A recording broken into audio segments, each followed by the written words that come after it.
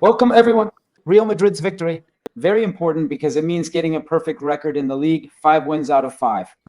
Really fantastic considering how the championship started with the short preseason we had this summer, plus the Club World Cup and everything else.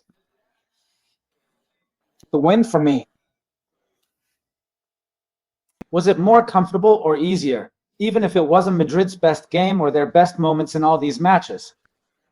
The truth is, today I think the team might have been missing a bit of that spark or ambition they had in other games, which they've later managed to make up for. We've ended up making up for it in other games because, well, either we had a player sent off, which happened in 2 matches, or either the team has dropped off a bit physically, yet this one has been more consistent. No, nothing to get too excited about in either the first or second half, but that's just the way the game was set up. Although there was a Spaniard who did well in the first half, a little less in the second, he still handled the ball nicely. They didn't get there easily, but they did manage to arrive with some clarity. Their players had real quality. Was his coach saying that? Did it affect things during this drinks break? We're doing things right, and honestly, they were too, but today. Well, you see, sometimes we really miss cracking it open with shots from outside the box. Or creating little but getting a lot, whereas the other day against Marseille, they created a lot but got very little. Well, this time it was the first option, and it worked out really well. I came in with an amazing rocket of a shot, and then Mbappe followed up with another one less flashy. From a good point of view, it comes in a bit lower, not quite so angled. Yeah, but not with the same flair as the Brazilian defender. Still an amazing goal no matter how you look at it, because he puts it there on purpose. Mbappe. So with that, in the first half, the one from Militão, and at the start of the second, Mbappe's, the game was decided. There were some chances, but it hasn't been an overwhelming flood of attacks from Madrid in today's game. It wasn't like what we saw against Marseille, amazing in winning it back. As he pressed up top, high press from Madrid. These are trademarks Xavi wants to give this team, and I think he is. But still, it wasn't like what we experienced against the French team in the Champions League, but I insist, it wasn't necessary. It hasn't really been necessary, and I think some players have steadily improved over time. Like Vinicius, for example, who we'll talk about soon, really stepped up his game. While Mbappe, for example, is a good case in point. In that sense, very consistent. In the 70th minute, he made an amazing sprint back to win the ball. Defensively, he's doing great, really sharp out there. Offensively, he's doing well too. Even in games where he's not that brilliant, he still manages to pull off something like today. Well, I think it's all good, right?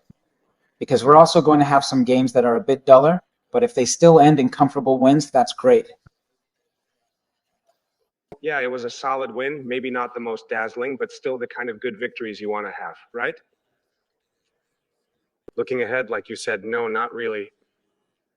With control, without situations that cause stress, like sending offs or conceding goals.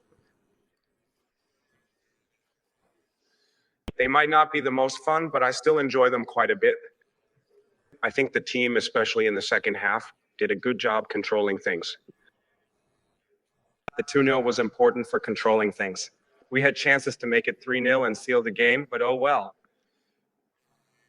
A win to keep building momentum, and now we're already focused on Tuesday's game against Levante. I coach over here. So finally, Aranxa Rodriguez from Cadena Cope here. I wanted to ask you a bit looking ahead to the future, right? With Belinda and Camavinga coming back, what role do you have in mind for them? Especially for Belling, something like what we saw at the Club World Cup or something different? Thank you.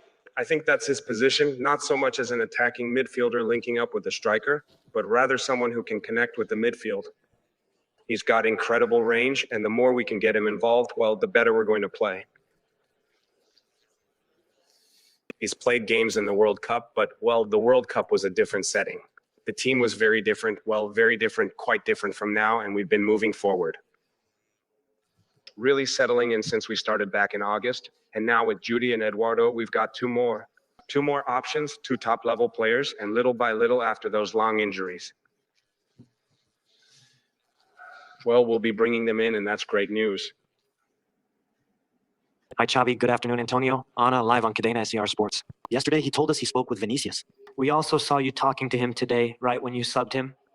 I don't know if Vinicius hasn't played a full match since the season started because he's not doing well, or if he's not doing well because of that. Do you think not being a sure starter affects your game? So he missed scoring today, right? Yeah, maybe it was right when he was at his best. Maybe he could have waited a bit to switch him a little later. But I thought bringing in some fresh legs from the outside would help.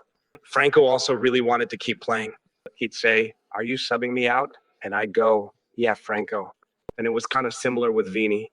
He wanted to keep going, felt good. He could have waited, but oh well. The game was about taking control. We needed some fresh players. So there are many games left and he missed. He had the chance, hit the post, real shame. Good afternoon, Xavi. Jose Luis Sanchez for La Sexta Youth. He just said he was at his best. Have you been seen talking to him and him showing some frustration about that substitution? How do you see it? How do you handle it? Why is he leaving upset? Dear Franco also left a bit upset.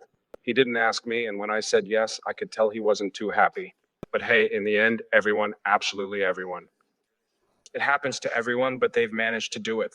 I'm happy with the game Benny played and with the game Franco played.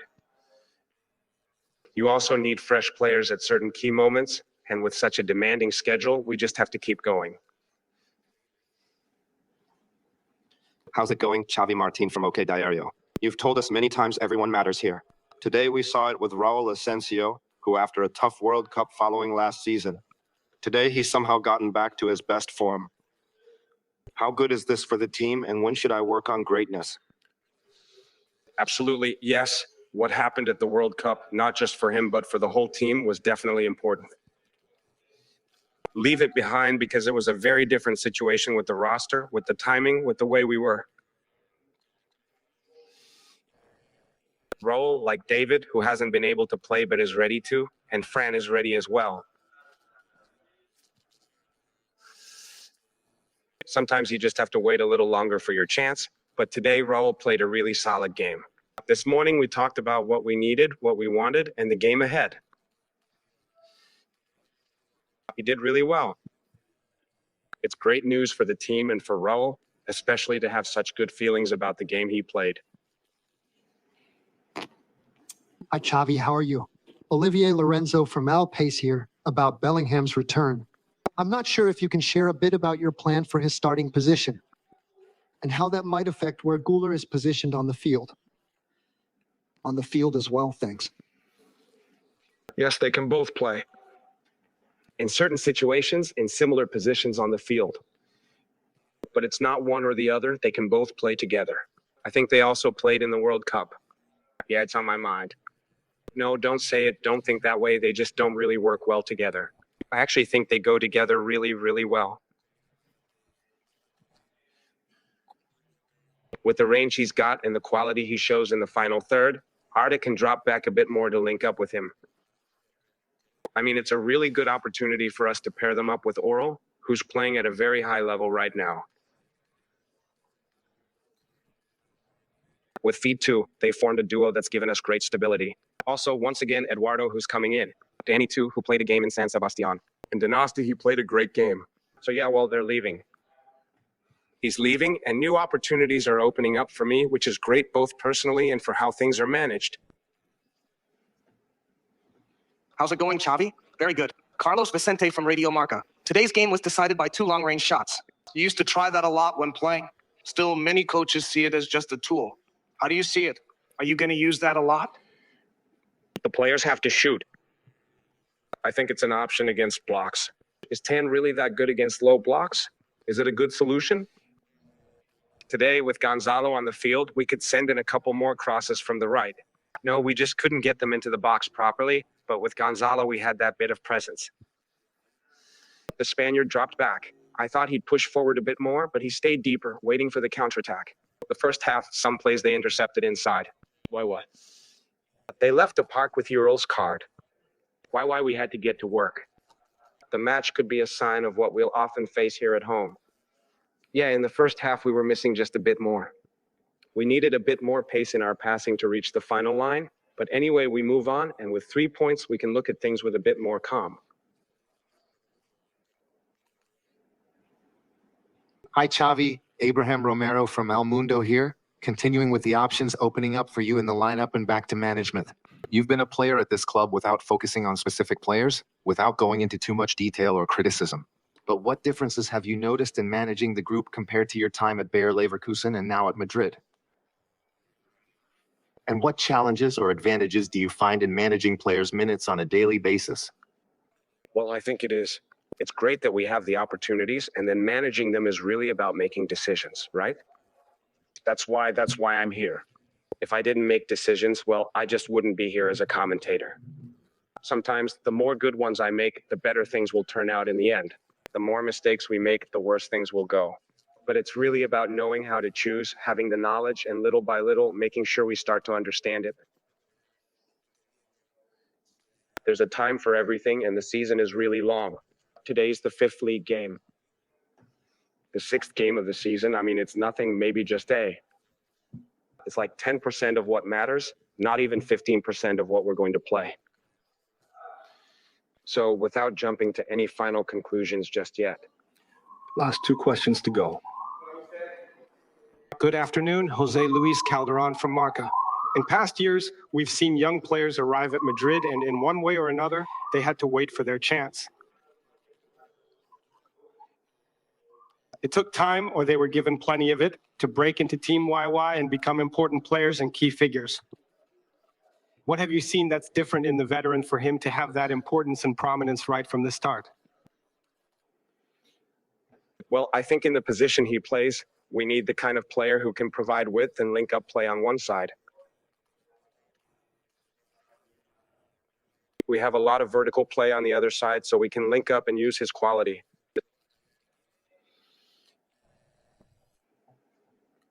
While Reina is going to play, if things take a little longer, well, we'll just have to wait a bit more, right? But I think Franco's doing well. I know he's eager to score that first goal, but everything comes in its own time. Stay strong. It's just a situation. It'll probably take a little longer to arrive.